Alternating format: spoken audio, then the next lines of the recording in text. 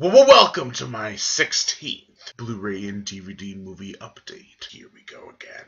And today I have some special stuff in this stack of 30 things today. And actually the first thing I'm going to show you is a CD. It is for The Beast. I have The Beast on Blu-ray, I have the book, and I finally picked up the CD to listen to while I read the book. But The Beast, the CD, is actually really well done. It's done by the guy who did Jurassic Park 3, Don Davis. Next up is a movie called Black Christmas. I have it on Blu-ray. I just watched this last night, and it was terrifying. This film is actually really shiveringly, spine-tinglingly scary. Next up, I don't know if this is the one that originally came out, but this might be a whole different series, and it is Blade, the series. I am going to start watching the movies and this TV series whenever I decide to do a vampire movie marathon. Next up, I have a film that I thought looked a lot like The Evil Dead, but then I read comments saying that it's not like The Evil Dead at all, and that is The Damned. And it looks like The Evil Dead, but it could be different. I don't know. I mean, it's got potential to be different. Next up, I have a movie that I've watched recently, and that is Don't Open Till Christmas. This movie is ridiculous. It has just kill, plot, kill, plot, kill. The plot's not that strong. It's just about them trying to find out who the killer is. Next up, I have the first one, and I had to get the second one before it went out of print. I'm not sure if it's going out of print anytime soon. That is Gnaw, Food of the Gods 2.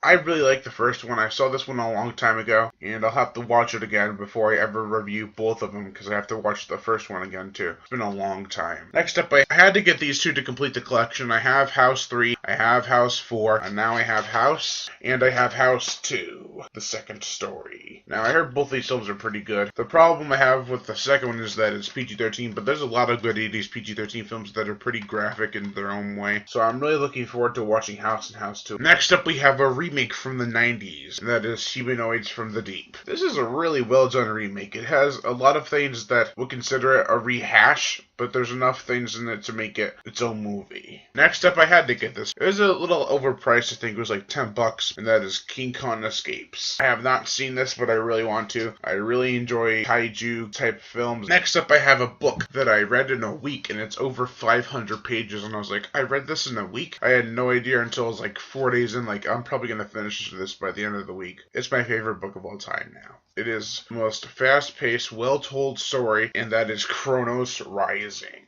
Kronos Rising is going to be my first book I ever review, and I can't wait. Next up, I have Last House on the Left, the original. This was on it. It's a cool poster, but I didn't want it for the cover because I like the other cover too. And when I tore it off, there's a little tear with it. So I was like, they taped it on pretty good. Next up is Leprechaun Origins. Now, a lot of people really hated this flick. Like, despised it because it was nothing like the original. But as it stands by itself on its own, I loved it. It was awesome. It had pretty good gory kills. It's from the director of Tasmanian Devils, which is another really good horror film. Next up on Blu-ray is Maniac. I've heard that the DVD transfer is actually better than the Blu-ray. I kind of regret getting it on Blu-ray. And also, I thought it was a Blu-ray DVD combo pack because of that. But in fact, it's just more special features on a separate disc. And the film itself is awesome. I've already reviewed it, and I think it's one of the best slasher flicks of the 80s. And the remake is almost equally as good. Here we have a film that my dad talked about for a while, and I had heard of it before, and I've only bought it, I haven't watched it yet, and that is Misery. It's a film based on a story by Stephen King. I have seen parts of this, like where she breaks his feet. It's pretty messed up, and I want to watch it sometime. So I bought this big collection of the Puppet Master movies that came up with only 1 to 7. So I had to get Puppet Master 8, Puppet Master 9, Puppet Master 10, and technically Puppet Master 11, or Puppet Master vs. Demonic Toys. I'm happy.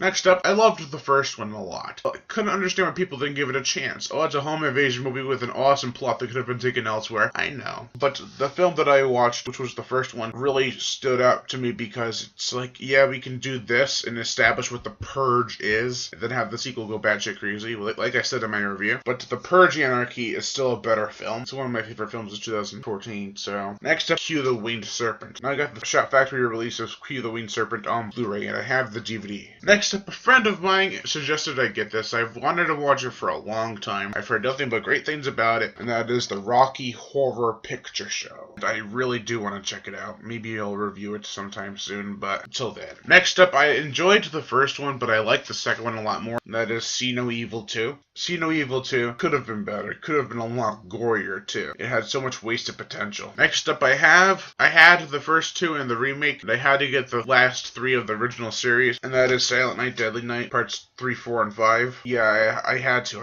I had to get them for Christmas season. Yes, I'm reviewing a lot of Christmas-related horror movies this season. Next up, we have a film that I bought as a blind buy. It looks pretty funny. It's Vampire Killers. I bought it for $5 at Kmart. Next up, I have 3 sequels to an original movie that I got at Rock and Shock for $10, which was Watchers. And I have always wanted to get all the movies, and I couldn't get the first and the second one on the double feature because it was like $100. So I had to get the first one there. I bought the second one on VHS at Watchers 3, which is actually a really good movie, I thought. And I haven't watched this one yet. I watched it when I was really young, but I don't remember everything about it, and that is Watchers Reborn. Next up, I have Werewolf Rising, which I've heard nothing but total shit things about, but I'm still gonna check it out. And last but not least, this film has been recalled because of a scene involving our missing persons flyer. The people who put that poster in the film didn't get authorization from the family, and her body was actually found. She had drowned. They had to take all the Wrong Turn 6 movies out of print, but I have a copy of it. It's a pretty decent slasher. It's really different from the rest. That's all of what I had to show you for this Blu-ray and DVD movie update. So yeah, I'm Brian Gatto, host of Horror Show Movie Reviews. Make sure to like my Facebook page in the description below, and to leave comments and subscribe.